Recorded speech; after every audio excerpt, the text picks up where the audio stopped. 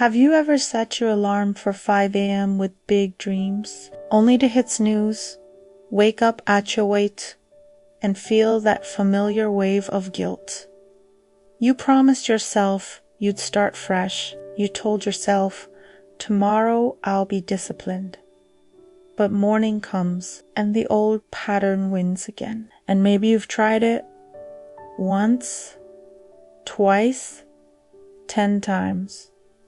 You read about successful people waking up early. You watch the videos. You save the routines. But your life still feels stuck. Now here is the question that changes everything. What if the first hour of your day isn't just time? What if it's the hidden lever that decides your future? What if one woman's story could prove that your destiny is shaped before the sun even rises? Stay with me until the end, because this might be the wake-up call you didn't know you needed. In a small working town where factories and buses moved before dawn, there lived a 31-year-old woman named Elena.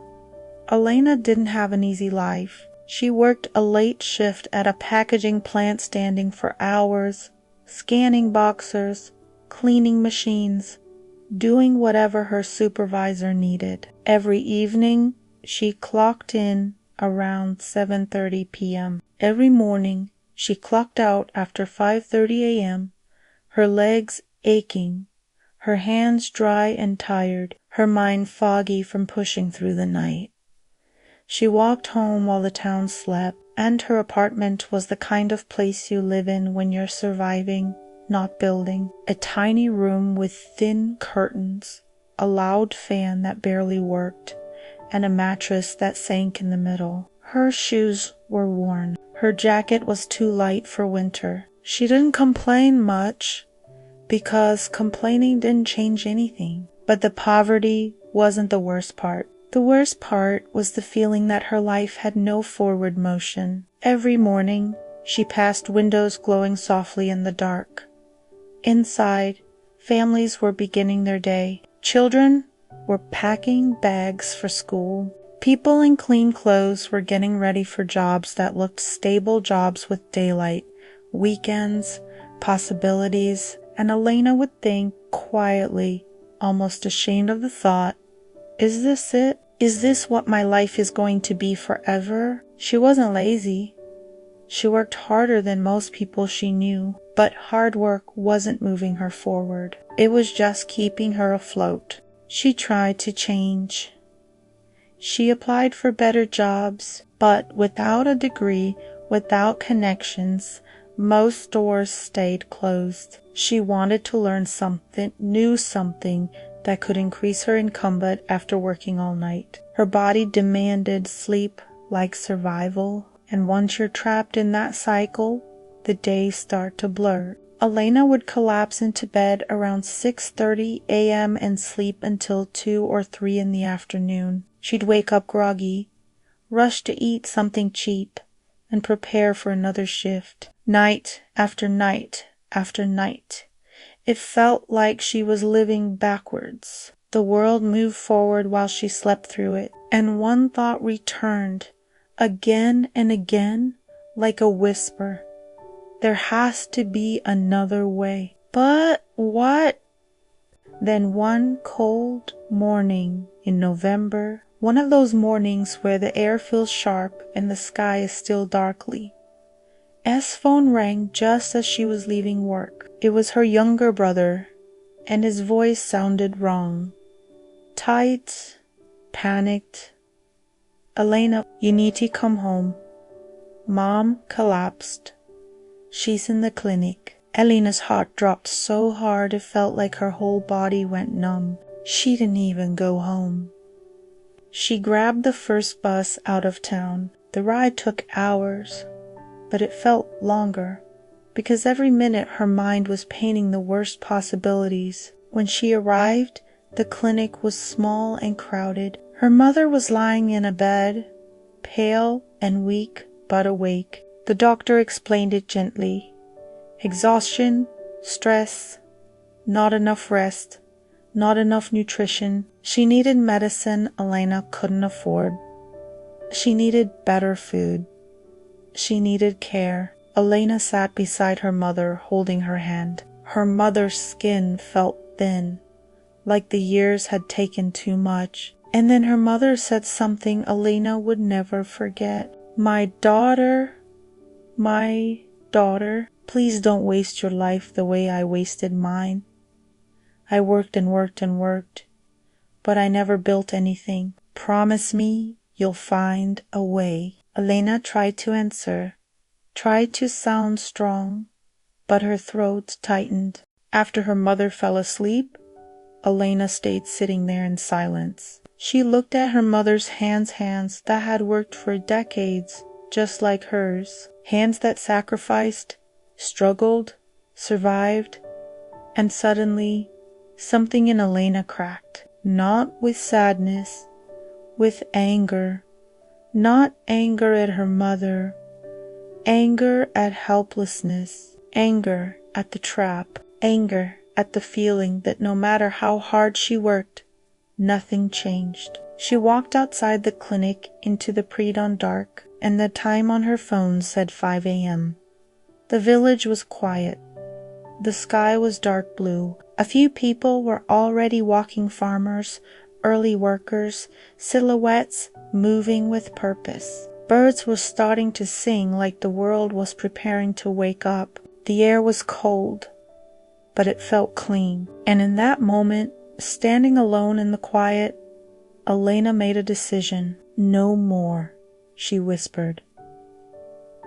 I'm not living like this forever. I don't care what it takes.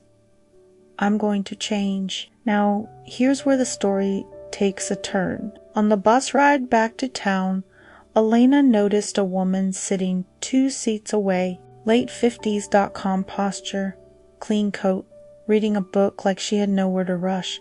She looked steady, and the time was earliest after 6 a.m.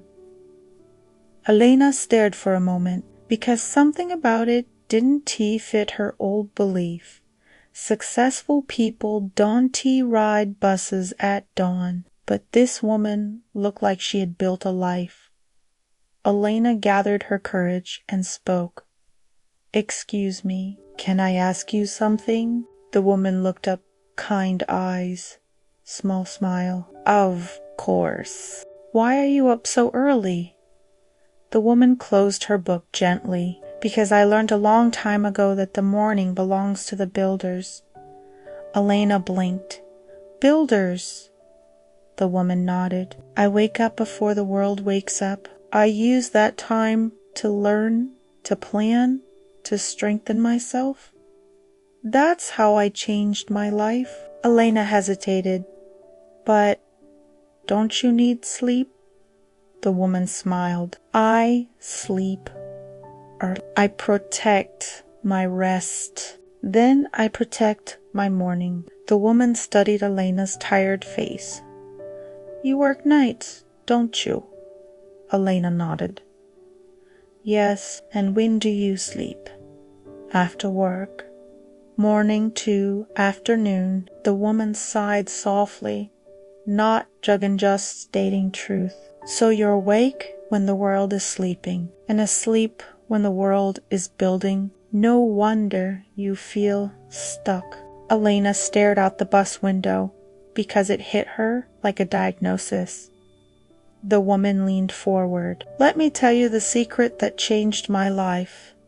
Between 5 and 7, those hours are powerful. That's when you can build your future while everyone else is still dreaming. Elena felt something rise in her chest. Hope. Dangerous hope. But how? Elena asked. I'm exhausted. I work all night. I need to sleep. The woman nodded. Then change how you sleep. Sleep when you get home. Wake up earlier, even if it's not perfect at first. You're not trying to be comfortable. You're trying to become free. Then she reached into her bag, pulled out a small card, and wrote a number. If you're serious, she said, call me tomorrow. I'll show you what to do with those morning hours, but only if you're serious, because it requires discipline most people don't have. The bus stopped. Elena stepped off holding that card like it was either nothing or everything. That night, Elena did something she had never done before. She didn't wait for motivation. She committed. The next day, at 11 a.m., when she would usually still be half asleep, Elena called. They met at a small cafe. The woman introduced herself as Mrs. Park, a business owner who started with nothing and built slowly. Mrs. Park looked at Elena and said, "You actually called? That already puts you ahead of most people." Then she pulled out a notebook and drew a simple picture. "Elena," she said, "imagine your life is a house." She drew a small house. "Right now, your house is cold and unstable, not because you're weak, but because you never have time to build the foundation. You're too busy surviving." Then she drew a thicker base under the house. "Those early hours are foundation time." Elena watched quietly as Mrs. Park wrote numbers. 2 hours each morning, she said. "That's 14 hours a week, around 60 hours a month, about 730 hours a year." Mrs. Park tapped the page. "That's the equivalent of months of extra progress. People think waking early gives you a little more time. No, it gives you a whole extra season of your life." Elena's eyes widened. Mrs. Park continued, "Here's the system. It's not negotiable. Hour 1, build skills. Learn something that changes your income. Not entertainment, not scrolling IQ. Then read, plan, apply what you learned." Mrs. Park leaned closer. "What if I fail?"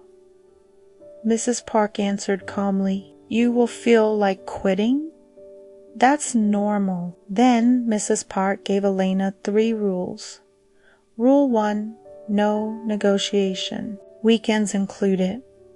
Because just today becomes your life, you control when you rest. Rule 3, the first week will feel hard. Your body will complain. Your mind will create excuses. Push through. In about 21 days, it starts to feel normal. In 90 days, it becomes identity. Build skills. Build strength. After 90 days, come back. If you did the work, I will help you find a better opportunity. Elena felt the weight of it. But for the first time in years, I'm not quitting. The next morning, Elena's alarm went off before the sun. Her body hated her. Her mind whispered, just 1 more hour. But she remembered her mother in that clinic bed. She remembered the decision she made at 5 a.m. So she stood up. The first week was brutal. At 5 a.m., Elena sat at her small kitchen table with her phone, watching free bookkeeping, basics, anything that could open a door. Her eyes burned. Her mind drifted, but she kept showing up. At 6 a.m., she forced herself to walk. Not fast, not perfect, just consistent. She walked until her body warmed, until her thoughts stopped screaming. Then she went to bed. She slept. She worked her shift, and she repeated it was lonely. People didn't understand, but something changed around day 20. One morning, she woke up 2 minutes before the alarm, not angry. Ready? The lessons started making sense. The numbers stopped looking like a foreign language. She completed her first certificate online, then another. Her morning walks became sacred because while the world slept, she was building. By the end of month 2, Alina had finished multiple courses. Her mind felt sharper. Her confidence grew. A coworker said, "You look different. What happened?" Alina smiled quietly. "I'm rebuilding my life in the morning." In the 3rd month, Alina applied what she learned. She created a simple system at work, tracking inventory, reducing errors, organizing schedules. It wasn't fancy, but it was useful. Her supervisor noticed. "How did you learn this?" he asked. Alina answered simply, "I wake up early and study." Warji traveled supervisor to manager, manager to owner. And then, near the end of her 90 days, Alina got called into the office. "We're expanding," the manager said. "We need someone who understands operations and has basic accounting skills. Day shift, better pay, stable hours." Alina felt like the room tilted. 90 days ago, she was surviving. Now she was being invited into a new life. That evening, Alina called Mrs. Park with shaking hands. "I did it," Alina said. 90 days. I didn't miss. And today, I got the offer. A pause. Then Mrs. Park's voice, warm. "I knew you would. You had the look of someone who was done suffering in circles." Then Mrs. Park said, "Now remember, don't stop waking up early. That's not a trick. That's who you are now." 1 year later, Alina wasn't the same woman. She had moved into a better place. She could help her mother. She had savings. But more than that, she had self-respect. And every morning, while the world slept, she still woke up because those early hours were no longer punishment. They were freedom. My friend, Alina's story proves something powerful. Your life can change. Not someday, not when everything is perfect, but right now, starting tomorrow morning. Most people think success is talent, luck, or connections. But so often, the real difference is this: how you use the time when nobody is watching. Between 5 and 7 in the morning, the world is quiet. No notifications, no chaos. Your mind is clearer. Your willpower is stronger. That's where transformation lives. So here's your challenge, simple and real. Tonight, set your alarm. Not 5:15, not whenever. Choose a time and respect it. Put your phone across the room so you have to stand to turn it off. Then decide what you will build in your first hour. One skill, one course, one plan, one step forward. Commit to it for 90 days and protect your bedtime, because sleep is not the enemy. Wasted evenings are. Maybe you won't become a millionaire in 90 days. Maybe you won't get a promotion immediately, but you will become someone stronger, someone disciplined, someone capable, and that version of you can change everything. You're watching this right now, which means you have access to knowledge, tools, opportunity.